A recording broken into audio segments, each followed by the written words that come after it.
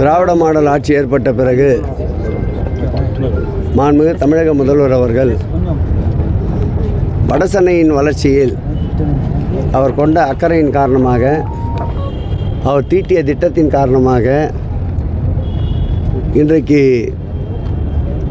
வடசென்னை பகுதியா என்று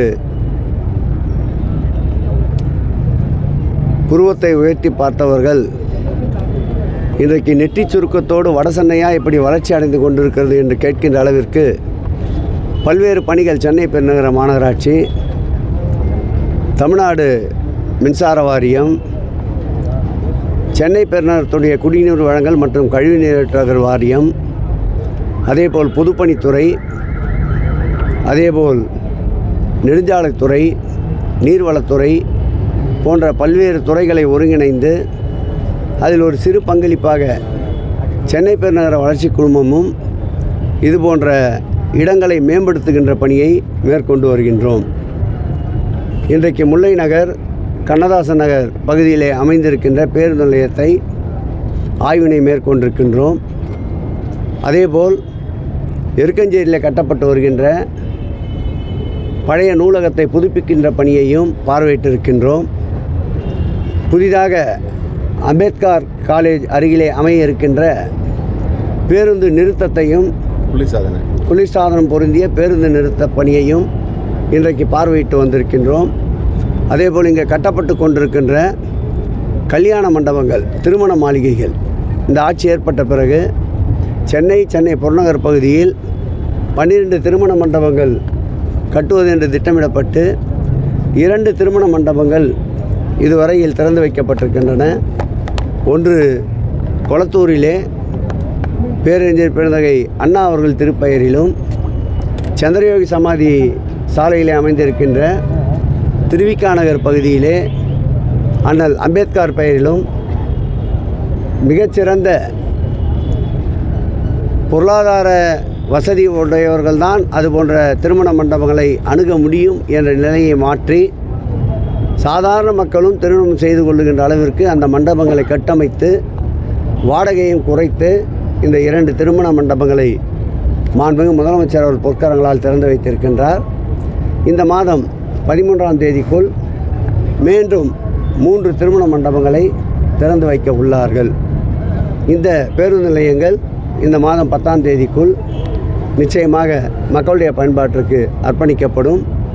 இந்த ஆய்விலே எங்களோடு பங்கேற்று சிறப்பித்திருக்கின்ற சட்டப்பேரவை உறுப்பினர் அன்பிற்கினிய ஆர்டி சேகர் அவர்களும், அதேபோல் எங்கள் துறையினுடைய உறுப்பினர் செயலாளர் அன்பிற்கினிய பிரகாஷ் அவர்களும், எங்களுடைய துறையினுடைய டிஆர்ஓ இந்து அவர்களும் மற்றும் மாநகர பேருந்து மாநகராட்சி மாமன்ற உறுப்பினர்கள், கழக நிர்வாகிகள் அனைவரும் ஒருங்கிணைந்து இந்த மேம்பாட்டு பணிகளுக்கு ஒத்துழைப்பை கொடுப்பதற்கு இந்த துறையினுடைய அமைச்சர் என்ற வகையில் என்னுடைய நன்றியை தெரிவித்துக் கொள்கிறேன்.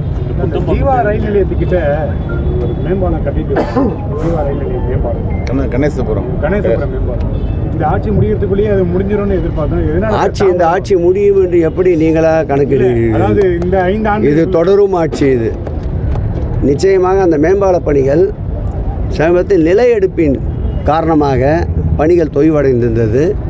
அதேபோல் நம்மோடு எல்லா வகையிலும் ஒத்துப்போகின்ற ஒன்றிய அரசினுடைய ஒத்துழையாமை இயக்கத்தால் பணிகள் தாமதப்படுத்தப்பட்டிருக்கின்றன. அந்த பணிகள் தற்போது தொடங்கப்பட்டிருக்கின்றன. எவ்வளவு விரைவுபடுத்த முடியுமோ அவ்வளவு விரைவாக அந்த பணிகள் நடைபெறும். அந்த திறப்பு விழாவிற்குண்டான முயற்சியை முழு முயற்சியோடு மேற்கொள்வோம். ஏதாவது ஒரு கோயிலுக்கு தங்கச்சி வாங்க, நாங்கள் இட்டுன்னு போகிறேன், ஏற்பாடை பார்த்துட்டு அப்புறம் நீயே அதிசயிப்ப. பக்த கோடிகளுக்கு வருகின்றவர்களுக்கு வெயிலை பொறுத்து அவர்கள் குடிநீர், மோர் போன்ற வசதிகளும், திருக்கோயில்களில் அன்னதான நிகழ்வுகளும், வருகின்ற பக்தர்களை வரிசைப்படுத்தி லகுவாக சாமி தரிசனம் செய்வதற்கு முக்கிய திருக்கோயில்களில் சிறப்பு கட்டணங்களை ரத்து செய்திருக்கின்றோம். கூடுதலாக துப்புரவு பணி, தூய்மை பணிக்கும், கூடுதலாக பாதுகாப்பு பணிக்கும் எந்தெந்த திருக்கோயில் எல்லாம் அந்த நாட்களில் கூட்டம் குறைவாக வருமோ அந்த திருக்கோயிலிருந்து அந்த பணியாளர்களை பயன்படுத்தி இருக்கின்றோம். அதேபோல் தைப்பூசம் உச்சகட்டத்தில் இருக்கின்ற நம்முடைய பழனி ஆண்டவர் திருக்கோயில் போன்ற கோயில்களில் கூடுதலாக இணை ஆணையாளர்களை பொறுப்பாளர்களாக நியமித்து தொடர் கண்காணித்து வருகின்றோம்.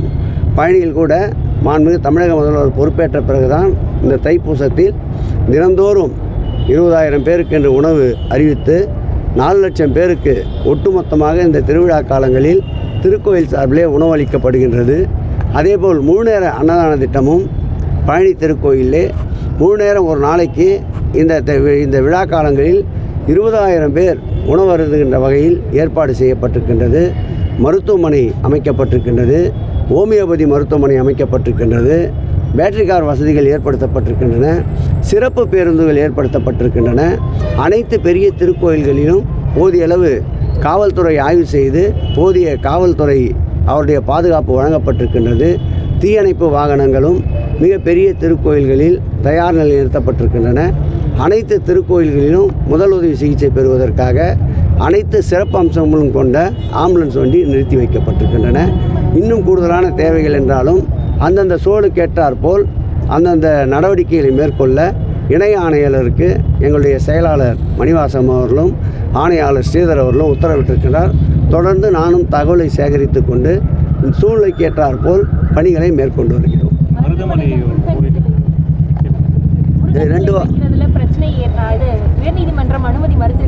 இல்லை, அனுமதி மறுக்கலை. 500 மீட்டருக்கு அப்பால் இருக்கணும்னு சொல்லியிருக்காங்க. சொல்லிவிட்டு 2 வாரத்தில் மறுபடியும் கேஸ் எடுக்கணும்னு சொல்லியிருக்காங்க.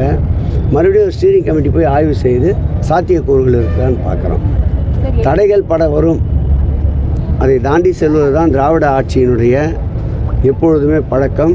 அதுபோல் நீதிமன்றங்களை நாடி இருக்கின்றோம். உரிய தீர்ப்பு கிடைக்கும் என்று நம்புகிறோம்.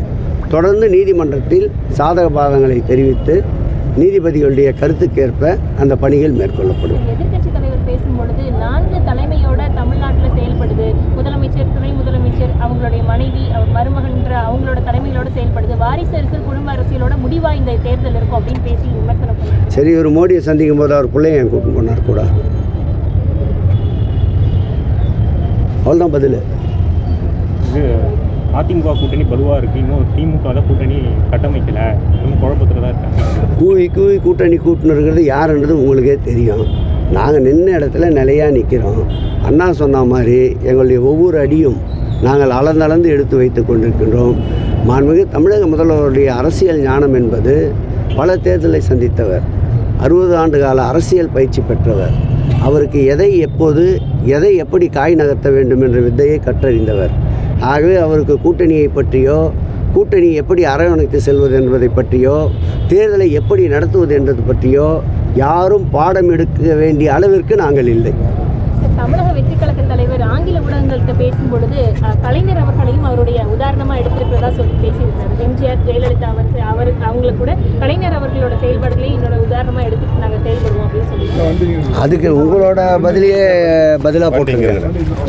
நீங்கள் என்ன நினைக்கிறீங்களோ அதே பதிலாக போட்டுங்க.